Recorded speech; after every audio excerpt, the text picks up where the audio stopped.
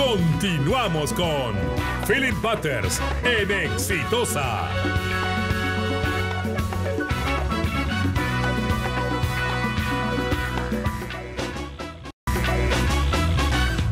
A ver, son 8 de la mañana con 9.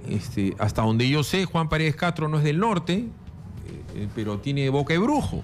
Él hace un tiempo me comentó que iba a hacer un libro con respecto a la presidencia ficticia. Entonces yo le pregunté, Juan, ¿y este es un tema con respecto a Nadine Heredia y cómo manejó ella las aras del poder? ¿O es un libro que habla de los poderes fácticos o los poderes ocultos detrás de un presidente? Y parece que esto, se lo voy a preguntar a Juan, cobraría nuevos brillos a la luz de los hechos. Todo indica, Dios no quiera, que los principales defensores de derechos humanos del Perú, le hace García Sayán, Eguiguren, Pedraza, San Martín, han estado detrás de un complot para encubrir a quien resultó ser el capitán Carlos y presidente del Perú. Hay otros poderes fácticos. ¿Qué tal, Juan? ¿Cómo estás? Muy buenos días. Bienvenido. Buenos días, Philips. Muchas gracias por estar acá. ¿De qué trata el libro? ¿Es un caso particular de Nadine Heredia y una presidencia ficticia de un poder oculto? ¿O trata de la generalidad de los casos presidenciales en el Perú, en donde hay poderes que hacen cambiar la vía de la democracia por agendas que no todos conocemos? Bueno, Philips, mira, por el momento en que sale el libro, ¿no?, podría estar la presidencia ficticia aludiendo a Pedro Pablo Kuczynski o a la presidencia de Pedro Pablo Kuczynski o a casos recientes de la presidencia. Esto es un análisis que recoge columnas mías a lo largo de 25 años, desde el fujimorismo para acá, centradas fundamentalmente en el funcionamiento del poder político presidencial. Y que lo que revela en el fondo es que tenemos una estructura presidencial históricamente dañada, una estructura dañada, que no ha sido reformada, porque sencillamente todos los que aspiran a la presidencia quieren y desean que esta presidencia se mantenga tal cual, porque en esa presidencia tienen las llaves para abrir y cerrar lo que quieren, pueden hacer lo que les venga en gana, ¿no? Lógicamente que es una presidencia que también abre sus puertas a quien puede darle grandeza, ¿no? Pero eso no ha sido el caso que hayamos visto en los últimos 25 años. A ver, podríamos hablar de 30 años atrás, pero hablamos de los últimos 25 años y calza de como Fujimori para acá. A ver, las grandes promesas que hacen llegar a los presidentes, las promesas electorales, no terminan siendo hechos en el Ejecutivo. Y hay de varios tamaños y de niveles. Vamos a poner la típica, ¿no? La de Alberto Fujimori. Voy a hacer el shock. Es presidente y los poderes fácticos le dicen, no voy a hacer el shock, y lo hace. O sea, fustiga a Vargas Llosa y termina haciendo totalmente lo contrario a lo que él fustigaba. Hace el shock.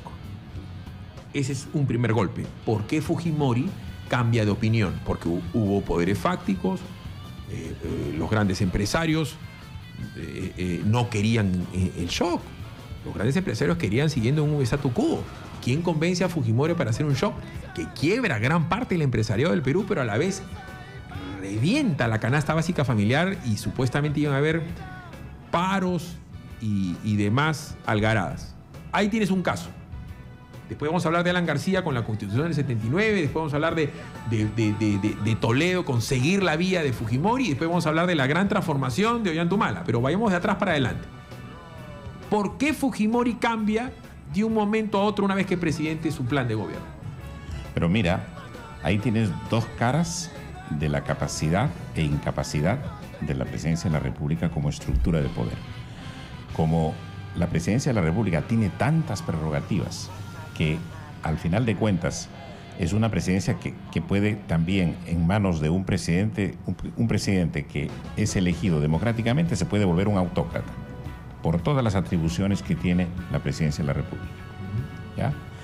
Con esas atribuciones, el presidente de la República hace el shock que tú dices, ¿ya? Institucionaliza la economía, las finanzas, y a partir de ahí cambia lo que hemos visto en los últimos 25 años, esa historia económica y financiera del país que con el crecimiento económico le da otro curso. Porque el shock es la más. partida de nacimiento de una revolución económica y la partida de función para el Velascato desde el punto de vista económico. Así es. ¿No? Eso es lo que le permite a Fujimori, ¿no?, hacer eso, ¿no?, la estructura presidencial que encuentra. Pero al mismo tiempo, él encuentra en esa presidencia fuerte, poderosísima, hacer también lo que después viene a hacer, ¿no?, un autogolpe. ¿Pero por qué? Porque ya tenía a Montesinos y a la institución militar prácticamente coludidos para cambiar las reglas de juego democráticas del país. Ahí es donde viene la cara débil de esta presidencia, que te permite prácticamente ir contra tu propia estructura democrática. Entonces, después viene, para mí, un tipo de una personalidad fascinante. Para mí, de todos los actores políticos, el más observable es Toledo.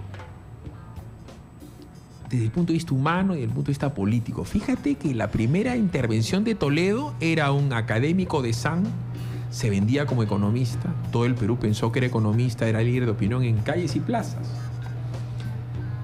Lo primero que dice es, se para en la puerta del palacio y le dice: señor Fujimori, usted lo ha hecho bien. Usted ha hecho el primer piso, déjeme a mí hacer el segundo, ¿no?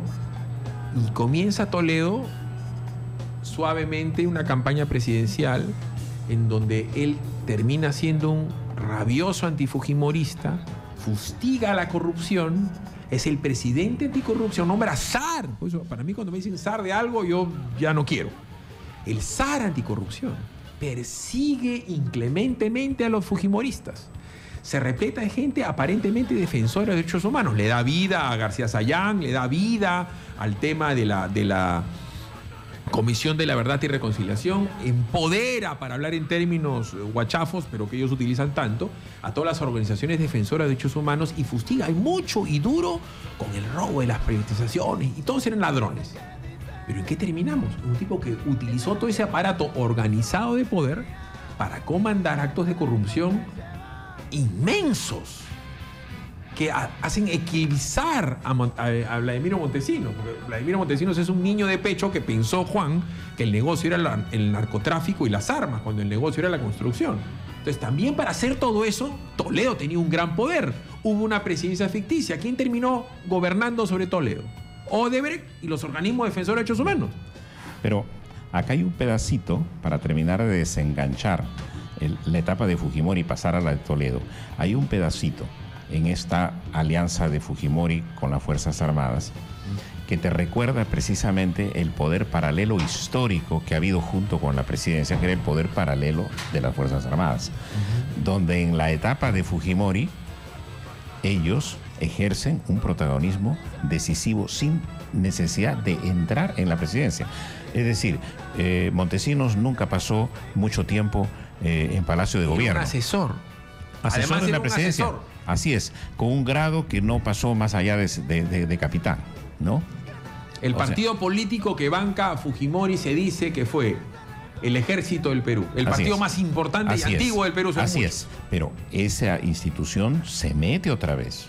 O sea, después de la experiencia velasquista y de tantas experiencias del péndulo militar que tuvimos, se mete otra vez al poder, pero a través de los resquicios y de la debilidad de esa estructura presidencial. Y ahora pasamos a Toledo. Ahora, Toledo también toma el Poder Judicial a lo Fujimoria, a lo Montesinos, porque él tenía a su Rodríguez Medrano, pero este señor termina teniendo brazos Pero tenía Almeida también. Tenía Almeida, pero termina tomando el Poder Judicial con su famosa estructura anticorrupción y con los organismos defensores de derechos humanos. O sea, sobre pretexto de defender los derechos humanos y ser anticorrupción, cosa que nadie va a estar en contra, toman Fiscalía, Poder Judicial, el Poder Legislativo. Y era, si Juan Paredes Castro vivía a 3 cuadras de un fujimorista, te metían en cana por un simple dicho.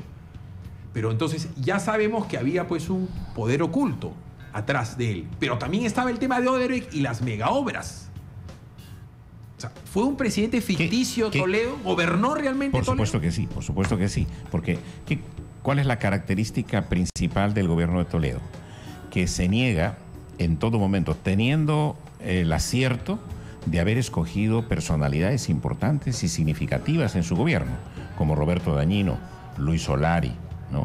El propio Carlos Ferrero. El traductor. El traductor. Personalidades que podían hacerle un gobierno del día a día, digamos, separándola de Estado para él, ¿no? Perfectamente. Pero Toledo los nombró como primeros ministros, pero al mismo tiempo los saboteó. Beatriz Menino también. No, ¿para qué? Porque él quería estar en los detalles. Pero perdón, Ahora, ¿no era más poderoso que los tres anteriormente mencionados Diego García Sayán? Bueno, Diego García Sayán no ha sido uno de los hombres más poderosos del Perú durante los últimos 15 años. Lo que hay que distinguir en Toledo es que Toledo no llega al poder porque su partido Perú Posible, ¿no?, lo hizo posible. No, él llega al poder por el antifujimorismo y por los líderes del antifujimorismo que se nutren de la criminalidad de Fujimori, ¿no?, y de la corrupción de la época de Fujimori. Por eso es que tú ves ahora a Toledo y a Humala, que fueron en su momento las reencarnaciones, digamos, de la moral pública y de la lucha contra la corrupción y de la lucha contra la violación de los derechos humanos. Esa reencarnación es ahora al revés, en ellos mismos y en quienes los defendieron y en quienes los apadrinaron. Pero, a ver, Juan, tú eres una persona seria y ponderada. O sea, ese es Juan Paredes Castro. Es como que tú te me aparezcas acá con el pelo pintado de rosado como Poggi. O sea, dejarías de ser lo que eres, pese a que eres más o menos contemporáneo a Poggi. No, de ninguna manera. Es cierto, o sea, tú lo acabas de decir. Toledo era la reencarnación anticorrupción. Y Humala era... ¿Qué cosa? O sea, mira lo que estamos viviendo. Entonces digo, ¿qué hizo que estos señores cambien? Porque estamos hablando de cuando tú recién eres fresquito, entras a la presidencia, tienes libre albedrío. Tú puedes decir para dónde vas o que no vas. O sea, Odebrecht no te pone una pistola en la cabeza y te dice, te voy a coimear. Por supuesto. Hay libre albedrío, son gente mayor. La presidencia, por defectuosa que sea su estructura, la presidencia no los hizo corruptos ni criminales. Correcto, pero yo insisto, y vamos a llegar hasta después a Alan García, y vamos a llegar ahora hasta PPK. O sea, las presidencias ficticias es, a la hora, creo yo que es un drama, ¿no? Porque nadie puede ser más poderoso que el presidente. Y acá estamos viendo que en el aparato organizado de poder de Fiscalía, de Poder Judicial y de medio de comunicación mandaba Diego García Sayán, que era más fuerte que cada uno de esos presuntos primeros ministros. Y él tiene tal fuerza que inclusive hasta cuando llega Alan García, él pacta con García. Porque durante los 5 años de Alan García nadie toca el frontón. Ponte a pensar. Nadie toca el frontón, lo están volviendo a tocar ahorita. Esos 5 años, García Sayán quieto, afuera, haciendo su vida en los grandes organismos de derechos humanos, preparando un andamiaje que le puede servir a sus intereses hasta el día de hoy con Eguiguren. Pero nadie toca. Pero también hay que decirlo, Alan García llega diciendo, voy a restituir la Constitución del 79 y no voy a firmar el TLC. ¿Lo dijo o no lo dijo? Y luego cambias. Y no solamente no restituye la Constitución, sino que aplaude la Constitución del 93 y condecora a cada uno de los ministros. Voy a traer esta semana a Juan Carlos Hurtado Miller, que quiere hablar. Y condecora a los ministros de Economía. Mira, pero además firma los TLCs y se jacta de firmar TLCs. Continúa con lo que él le fustigaba a Toledo. ¿Fue Alan García un presidente ficticio? ¿Quién tuvo más poder que él? En 2 etapas sí. Hay una primera etapa con Jorge del Castillo, en que de facto él entiende que esta presidencia de la República, que tiene esa naturaleza híbrida, en la que tú no sabes qué cosa es un presidente de Consejo de Ministros frente al presidente, y una presidencia en la que el propio presidente no sabe qué hacer con su primer ministro, si lo tiene como secretario o lo empodera realmente como jefe de gobierno. García ensayó con Jorge del Castillo, bueno, por las condiciones y la personalidad de Jorge del Castillo, ¿no?, este estatus en el que García podía ser y desenvolverse como jefe de Estado, tenía condiciones para eso, y dejar que el gobierno del día a día lo haga Jorge del Castillo, hasta que sobreviene el problema de los petroaudios. Vamos a ir a la pausa y subyace lo que yo te estoy diciendo. Alan García promete la Constitución del 79 y promete no TLC. y termina siendo la Constitución del 93 y los TLCs piedra angular de su política de generación de inversiones. No, Son las dos columnas de su política de gobierno central. Y con eso hace su giro de cambio también. Bueno, vamos a la pausa, regresamos con Juan Paredes Castro y las presidencias ficticias. Yo le hubiera puesto plural, ¿ah? Vámonos a la pausa, regresamos. Continuamos con Reitero la Philip pregunta. Butters en Descubrieron a Alan García presidente, defendiendo a capa y espada los TLCs, no uno, los TLCs. ¿No es cierto? Que se había negado en siendo campaña. el anfitrión de APEC, abriendo la economía del mundo del Perú y además haciendo algo que ha sido muy bueno para el Perú, la Alianza del Pacífico. O sea, Alan García se convirtió en un promotor de lo que él fustigaba. Y reitero, en base a la Constitución del 93 que él fustigaba, premia, condecora en el MEF a los ministros de Economía de Fujimori. Entonces, es Juan Paredes Castro con el pelo naranja, o con el pelo morado, o con el pelo rosado. ¿Qué pasó con Alan García? Reitero la pregunta, ¿fue un presidente ficticio? Claro que sí, te digo, que fue un presidente ficticio en cuanto cambió mucho de los parámetros de lo que fue su oferta electoral y lo que fue su realidad presidencial. Pero básicamente en el manejo presidencial tuvo solo una etapa en la que ensayó de facto hacer una presidencia distinta de la que comúnmente hemos visto hasta ahora. Pero mira que García, sin esa promesa anti-TLC, probablemente no ganaba la presidencia. No, perdón. No ganaba de ninguna manera y también decía... o sea, Es como Fujimori, sin su promesa de mantener las cosas como estaban, con los subsidios y todo, tampoco hubiera ganado la bueno, presidencia. se va Alan García y aparece Ollanta Humala. Y lo que estamos viviendo en los últimos días, yo creo, Juan, y te ruego ponderación, como siempre te lo ya prácticamente suplico, porque yo soy como soy, pues yo no soy ponderado, yo no tengo tu virtud.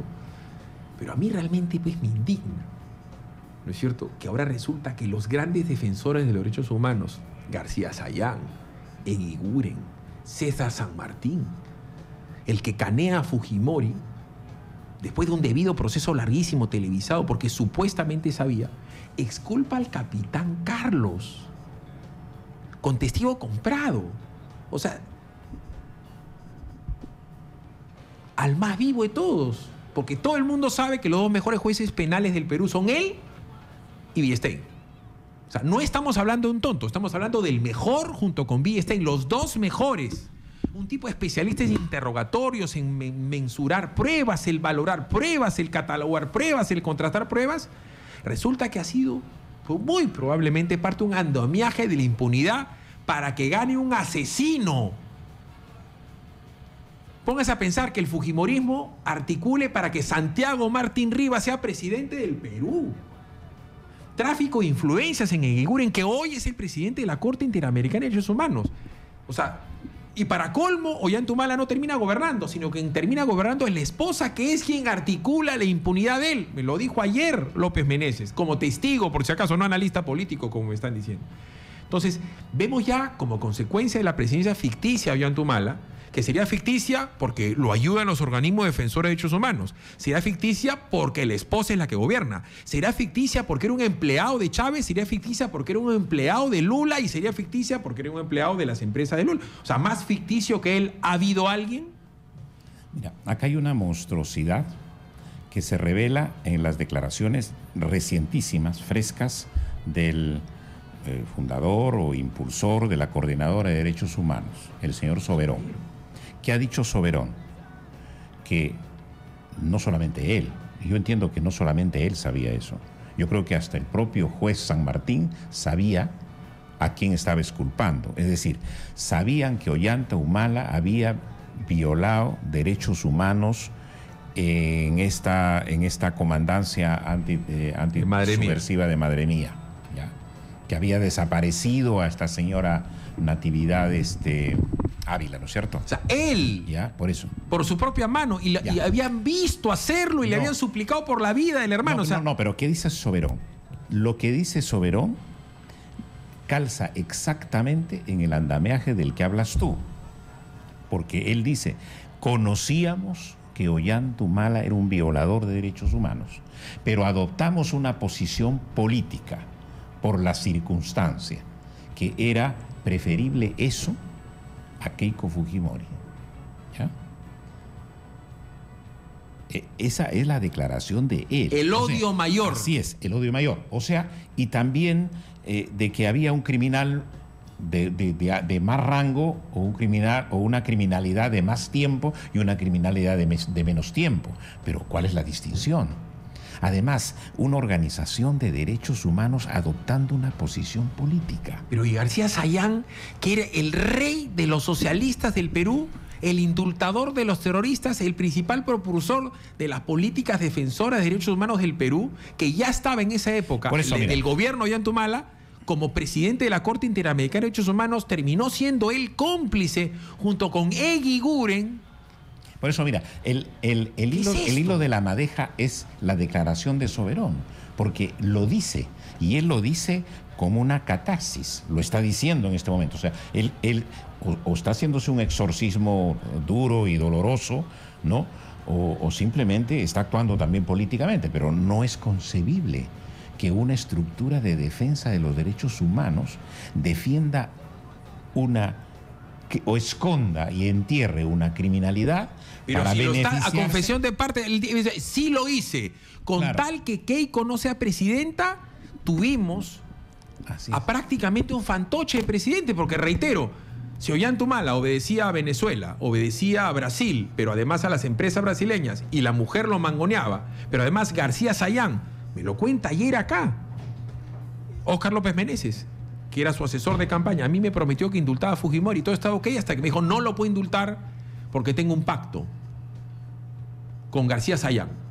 García Sayán me va a librar de mis problemas con el caso Madre Mía, y haciendo presidente, o sea, candidato al presidente, Por eso. con tal de que no indulte a Fujimori. Y en todo este andamiaje estaban García Sayán y Eguiguren, que había sido el interlocutor, el tal Ojitos, Entonces, termina de ministro de Justicia del abogado del Estado. El abogado del Estado sería lobista de un asesino. Termina de embajador de España. El embajador de España tendría que haber sido el lobista de un asesino, Capitán Carlos. Termina de embajador en la OEA y termina hoy de presidente de la Corte Interamericana de Derechos Humanos. Philip, si un líder activista importante, fundamental de los últimos tiempos, dice claramente de que prefirieron votar por Ollanta Humala, pese a todas las confirmaciones de violación de derechos humanos, te está diciendo que toda la estructura que acompañaba eso, inclusive la judicial, estaban en lo mismo, pues. Vamos a ir a la pausa. ¿No? ¿Cómo es que el señor Pedro Pablo Kuczynski podría terminar siendo un presidente ficticio? Porque recordemos que para que Pedro Pablo Kuczynski sea presidente, las organizaciones de extrema izquierda, que saben que él es un archibatibultracapitalista, el lobista más importante del Perú, que ha gestionado intereses de empresas importantísimas que él nunca ha negado, ¿no es cierto?, termina siendo su aliado en contra del fujimorismo. Y hoy está rodeado de los mal llamados caviares. Increíble. Y resulta que el día previo a las elecciones, 2 días previos a las elecciones, el gobierno de Ollanta Humala filtra un video de Montesinos hablando por teléfono en las instalaciones que el comandante supremo de las Fuerzas Armadas regenta. Porque el señor Humala no solamente es el comandante supremo hasta el 28 de julio, ese día, de las Fuerzas Armadas y Policiales, sino que además es el titular del Poder Ejecutivo que maneja el INPE. O sea, imposible, según él mismo dice, que él no supiera que Montesinos tenía parrillita y celular. Sin embargo, ese video de la parrillita y el celular se filtra el viernes previo a las elecciones. Y el presidente de la República es Kuczynski. Reitero la pregunta, Juan, ¿es realmente él el presidente o es un presidente ficticio? ¿Odebrecht sigue teniendo fuerza? Montesinos Está en tiene el fuerza. riesgo de serlo y de terminar siéndolo, por Vámonos supuesto. a la pausa, regresamos. Está interesantísima la conversa con Juan Paredes Castro. Somos Exitosa, la radio del Perú. Búscanos en Twitter como @exitosa.